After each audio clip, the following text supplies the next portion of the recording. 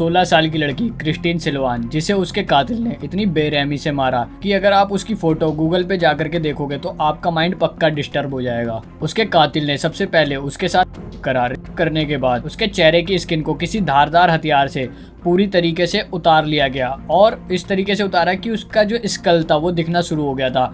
फिर उसके स्कल को हाथ से फाड़ करके उसके अंदर तेजाब भर दिया और उसके प्राइवेट पार्ट पे किसी धारदार हथियार से कई बार वार करा और इसके अलावा भी उसकी बॉडी के ऊपर 30 से ज्यादा बार किसी धारदार हथियार से वार करा गया था और इसके बाद क्रिस्टीन की मौत हो गई। आज हम इसी केस के बारे में जानेंगे। आइए शुरू से शुरू करते हैं। 16 साल की क्रिस्टीन फिलीपींस के लापू लापू शहर के एक गाँव में अपने परिवार के साथ रहती थी। उसके परिवार में टोटल 5 जने थे। क्रिस्टीन की मम्मी, क्रिस्टीन की बहन और उसके साथ उसके 2 छोटे भाई बहन और भी थे। क्रिस्टीन के साथ क्रिस्टीन के डैड नहीं रहते थे क्योंकि क्रिस्टीन की माँ का और क्रिस्टीन के डैड का कई साल पहले डाइवोर्स हो चुका था और घर का खर्चा जो था वो क्रिस्टीन की मॉम और क्रिस्टीन की बहन ये दोनों मिलकर के चलाते थे। क्रिस्टीन की जो बहन थी वो पास ही में एक प्राइवेट स्कूल में टीचर की जॉब करती थी क्योंकि क्रिस्टीन के घर की फाइनेंशियल कंडीशन कुछ ज्यादा ठीक नहीं थी और क्रिस्टीन भी चाहती थी कि वो अपनी माँ और अपनी बहन की इस चीज़ में मदद करे, तो जिसके चलते वो काफ़ी ज़्यादा पढ़ाई वगैरह करती थी और उसका ज़्यादातर ध्यान अपनी पढ़ाई पे था। वो चाहते थे कि पढ़ाई करके वो एक अच्छी सी जॉब पा सके और उससे खूब सारा पैसा कमा सके जिससे वो अपने परिवार की मदद कर सके। इसके अलावा वो अपनी माँ से भी काफ़ी ज़्यादा प्यार करती थी और वो अपनी माँ की घर के कामों में भी मदद किया करती थी। वो घर की साफ सफाई वगैरह भी अपनी माँ के साथ मिल करके कर दिया करती थी। और क्रिस्टीन एक धार्मिक किस्म की इंसान थी, तो वो संडे वाले दिन जब खाली होती थी तो वो चर्च में जाकर के वहाँ पे सेवा वगैरह किया करती थी। वो हर संडे शाम को 4 बजे चर्च में जाया करती थी और शाम के 7 बजने से पहले पहले वो घर पे वापस आ जाया करती थी। मगर फिर समय आता है 10 मार्च 2019 संडे। क्रिस्टीन अपने घर का सारा काम निपटा करके चर्च के लिए तैयार हो जाती है और वो चर्च चली जाती है, लेकिन वो शाम के समय घर पे वापस नहीं आती, जिसके चलते उसकी माँ काफी ज्यादा परेशान हो जाती है और वो अड़ोस पड़ोस में सब जगह पूछने लग जाती है कि आपने क्रिस्टीन को देखा कहीं, क्योंकि जिस जगह पे क्रिस्टीन रहती थी वो जगह पहले से ही काफी ज्यादा क्राइम वगैरह के लिए मशहूर था। वहाँ पे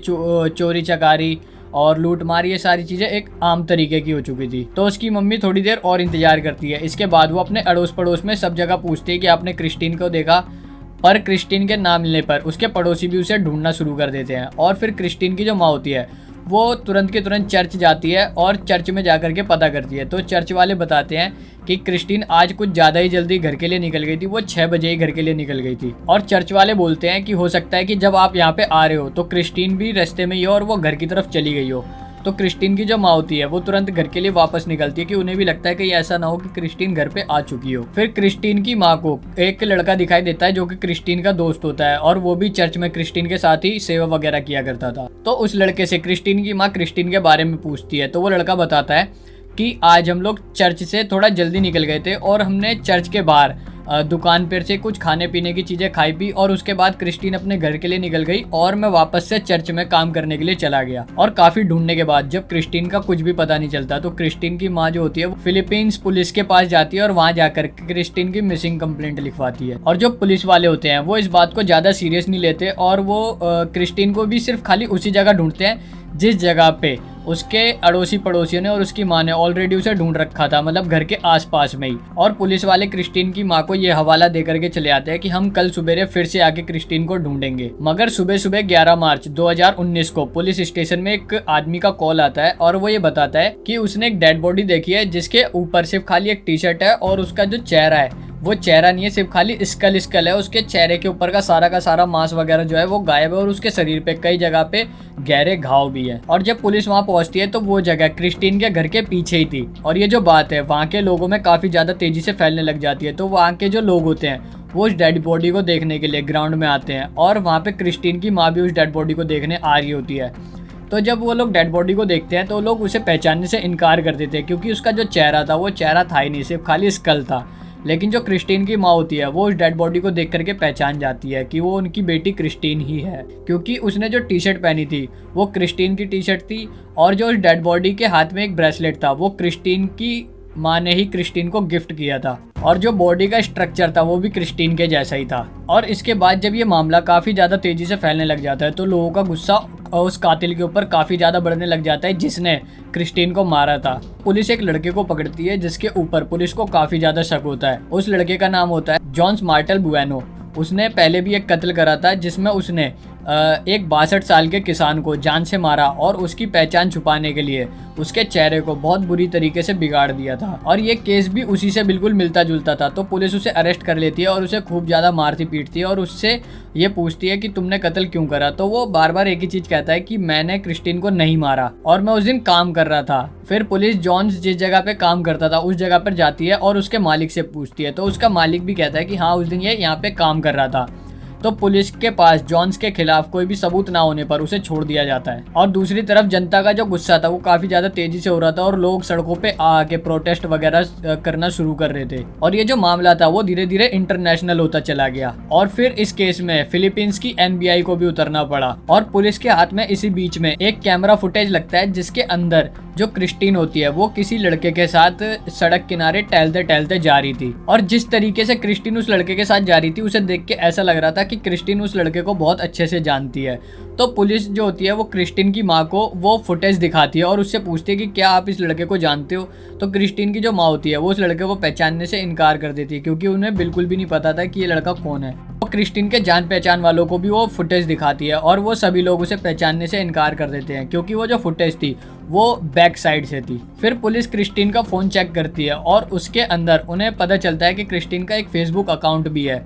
और फेसबुक अकाउंट के अंदर जब पुलिस क्रिस्टीन की चैट पढ़ती है तो उन्हें दो लोगों के ऊपर शक जाता है, जिसमें एक लड़के का नाम जॉन होता है जो कि क्रिस्टीन का एक्स बॉयफ्रेंड था और जो दूसरी आईडी थी वो किसी सीजे डियाज की थी। और जो जॉन होता है वो क्रिस्टीन के साथ 1 साल से रिलेशनशिप में था और इन दोनों का हाल फिलहाल ही में ब्रेकअप हुआ था। तो पुलिस को लगता है कि ये जो सीजे डियाज है ये भी जो है वो जॉन ही है क्योंकि जो सीजे डियाज थी उसकी चैट में क्रिस्टीन से कई बारी मिलने की बात हो चुकी थी और वो उस दिन भी मिलने की बात हुई थी जिस दिन क्रिस्टीन का मर्डर हुआ था, यानी कि 10 मार्च। तो पुलिस को लगता है कि जॉन ने ही उसे इस फेक आईडी से मैसेज वगैरह करके उसे अपनी तरफ अट्रैक्ट करके उससे मतलब फ्रेंडशिप वगैरह बढ़ा के उसे मिलने बुलाया और उसके बाद उसका मर्डर कर दिया। तो पुलिस जो है जॉन को अरेस्ट कर लेती है। लेकिन जो जॉन की माँ थी उसका कहना था कि जॉन पूरे दिन उन्हीं के साथ था और वो घर की साफ सफाई कर रहा था और जो फिर उसके बाद वो बास्केटबॉल खेलने चला जाता है। और यही सेम बात जॉन के जो फ्रेंड वगैरह होते हैं वो भी कहते हैं। मगर पुलिस इन सब बातों पे ज़्यादा ध्यान नहीं देती क्योंकि उनके ऊपर इतना ज़्यादा प्रेशर आ रहा था कि वो